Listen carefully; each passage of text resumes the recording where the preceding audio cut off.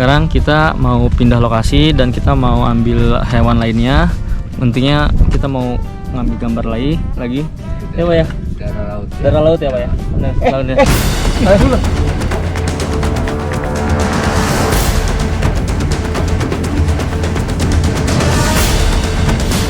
Ular Tan, untung kelihatan.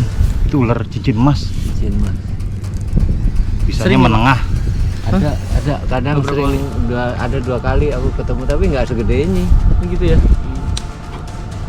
Udah Biarin aja, Pak, ya. biar aja Biarin kita aja. di alamnya ya. Ah. Kita lanjut lagi. Ya udah. Ayo, Kak. Lanjut ya.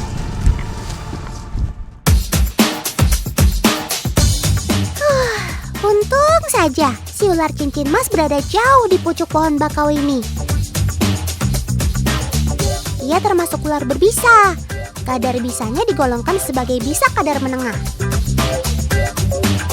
Ular cincin emas atau ular taliwangsa ini memang banyak ditemukan di dataran rendah.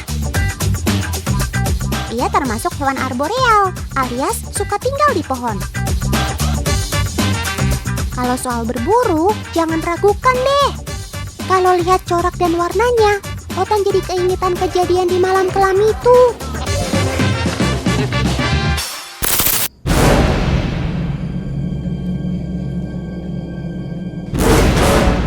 Teman, ular taliwangsa merupakan hewan nokturnal alias aktif di malam hari. Nah, ini juga berarti mereka juga mencari mangsa pada malam hari.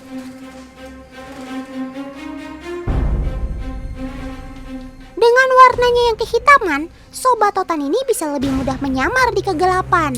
Tak mudah melihatnya kalau sudah malam. Penyamarannya cukup hebat. Pantas saja si burung ini tak sadar akan keberadaan si cincin emas ini.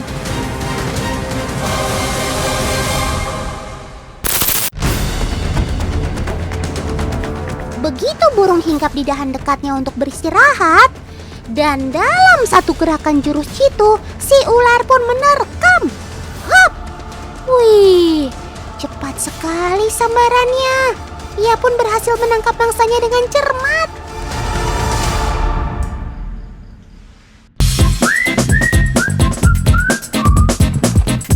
Waduh, harus banget nih nyebur ke air. Kalau ada buaya bagaimana? Takut. Tapi Karisa dan Pak Yoce tenang-tenang aja tuh. Iya nih.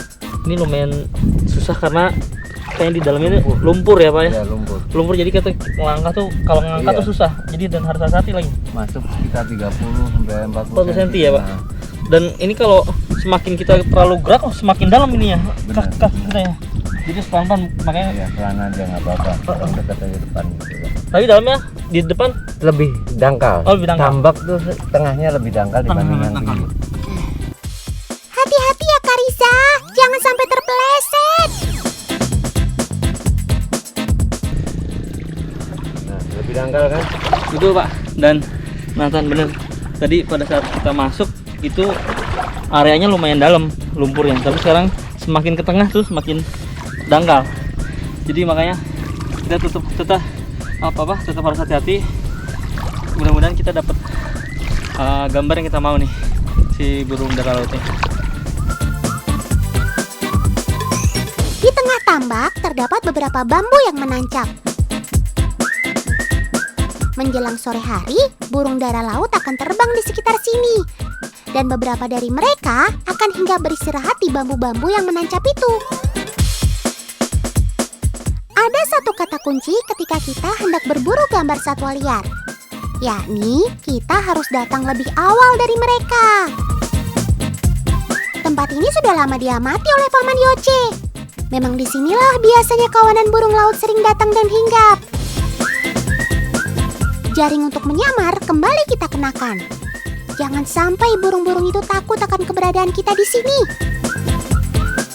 Nah, itulah memang fungsi jaring penyamaran ini.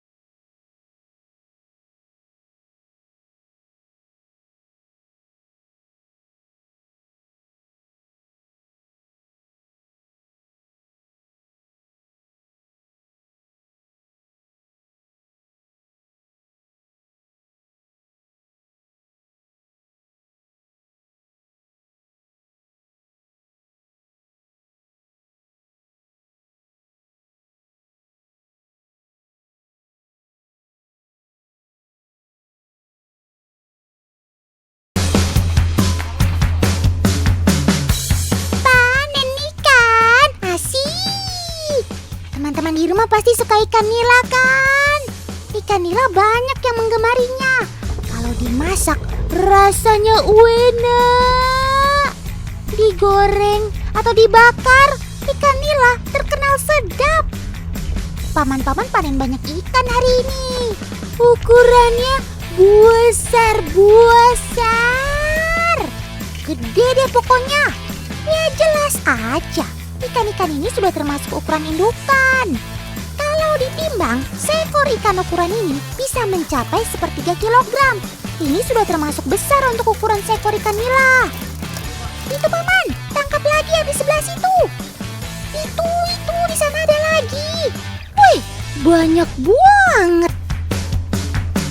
Dan ini bukan ikan nila sembarangan. Akan Otan ceritakan nanti. Sabar ya.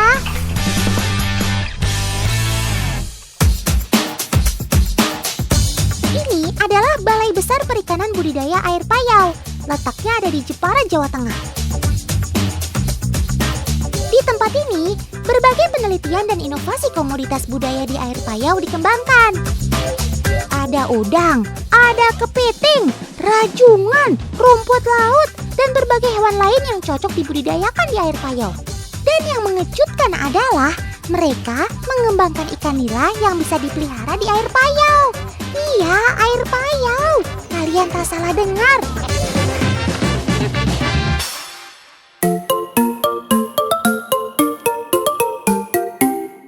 Ikan nila ini dinamakan nila salin. Eits, salin di sini maksudnya bukan dalam pengertian salin berganti pakaian. Ikan nila ini tak semodis itu kok. Memangnya model ganti-ganti pakaian.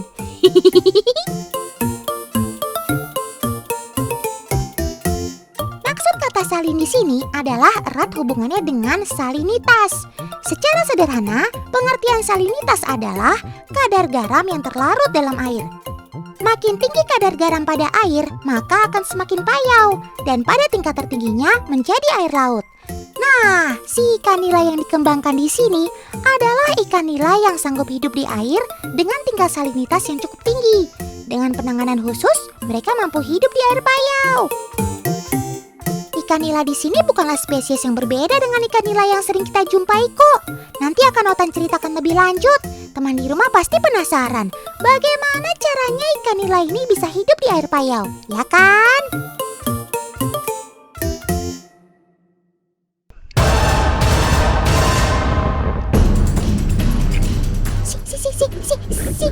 Ikan nilanya muntah. Ia mengeluarkan sesuatu dari mulutnya. Jangan-jangan ia lagi sakit. Atau ia sedang mabuk sehingga muntah ya. Paman, bantu obati si ikan nila ya.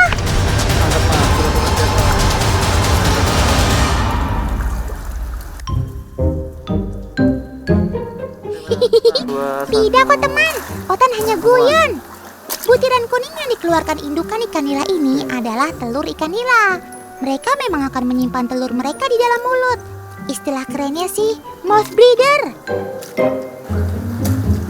Ayo paman, kumpulkan anak-anak nila yang telah dipanen ini. Jangan sampai ada yang berserak terbuang.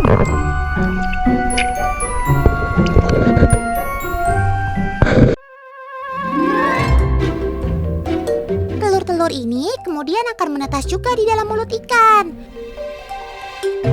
Ikan nila akan terus menjaga anaknya ini hingga mereka cukup kuat untuk hidup mandiri.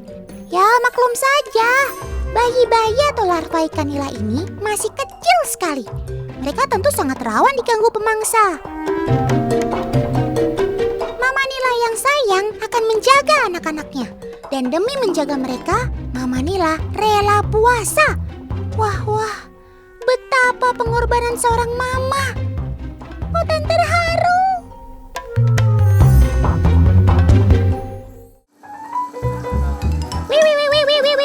Wih. Apa kalian gak pusing berputar-putar gitu? Lucu ya? Naik, turun, berputar. Eits, mereka ini tidak sembarang berputar. Kira-kira seperti inilah yang terjadi jika larva-larva ikan ada di dalam mulut Mama nila. Larva-larva juga akan bergerak naik turun dan berputar karena arus keluar masuk oksigen melalui insang. Seperti juga peran insang di mulut Mama Nila. Tabung ini juga dapat mencegah pasokan oksigen untuk larva-larva nila. Tabung ini dinamakan inkubator. Di dalam tabung ini jugalah anakan ikan nila akan dijaga dan dirawat hingga tumbuh lebih kuat. Perhatikan deh bagian kuning yang membulat yang ada pada larva atau anakan ikan nila ini. Itu adalah kantung makanannya. Semakin tumbuh dan menjadi kuat, kantungnya akan semakin mengecil. Mama Nila akan terus merawat anak-anaknya dalam mulut hingga cadangan makanan ini habis dan anak-anaknya cukup kuat untuk hidup mandiri. Hei, itu lihat! Ada anak Nila yang sudah tumbuh kuat. Ayo, Dek Nila, berenanglah ke permukaan. Tabung ini akan mengarahkan anak Nila yang sudah tumbuh kuat ke permukaan. Kemudian, dari permukaan, anak nila ini akan diarahkan ke tabung penampungan. Lihat-lihat, rupanya banyak anak nila yang sudah tumbuh lebih besar dan mereka sudah siap untuk dibesarkan.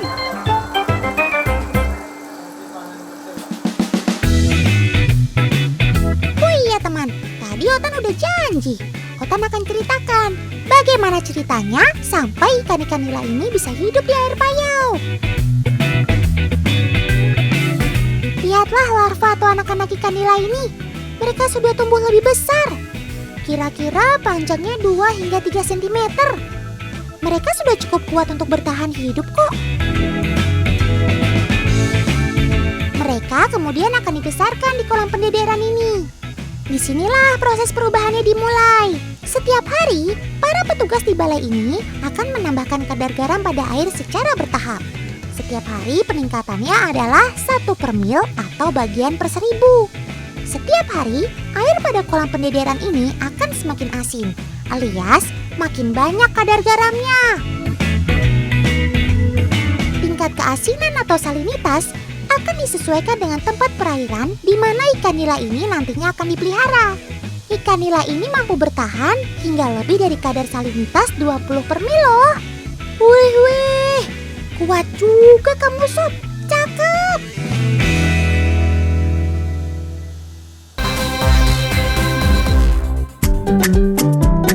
Jangan heran nih teman, tampilannya memang agak berbeda. Kambing nyentrik ini adalah kambing khas dari Pulau Bali. Namanya kambing gembrong. Rachel, berhenti. Kamu jangan dekat-dekat. Kambingnya galak. Nanti kamu bisa diseruduk loh.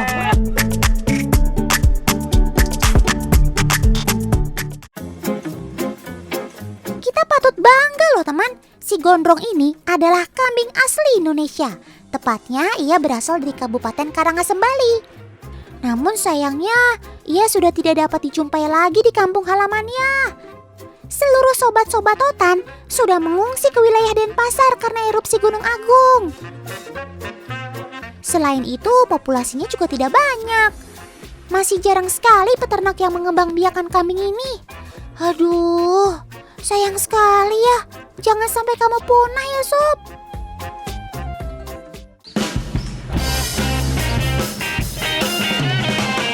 Teman, rambut panjang ini hanya dimiliki oleh kambing gembrong jantan.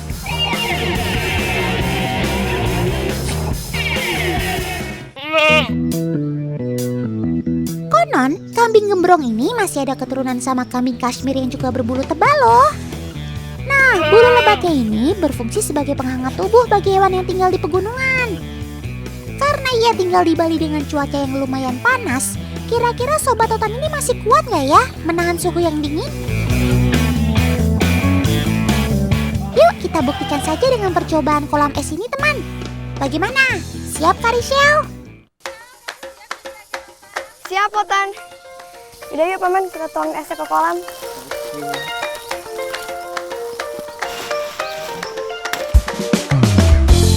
Ya, tanpa ragu-ragu, si gondrong langsung nyelonong aja nih ke kolam. Lagi terik begini, kamu jadi adem ya Sob? Wih, keren ya. Udah masuk kolam, gak kedinginan. Kalau Otan sih udah kaku kali ya. Dingin.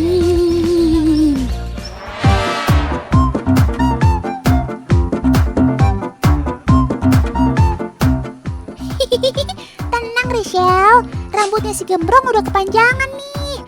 Waktunya cukur rambut dulu biar makin cakep. Tapi sepertinya Sobat Totan ini galak banget deh. Sampai-sampai si Paman butuh asisten buat pegangin kambingnya, biar nggak diserodok. Tenang Sob, nggak lama kok. Nah, kalau udah cukur jadi cakep kan?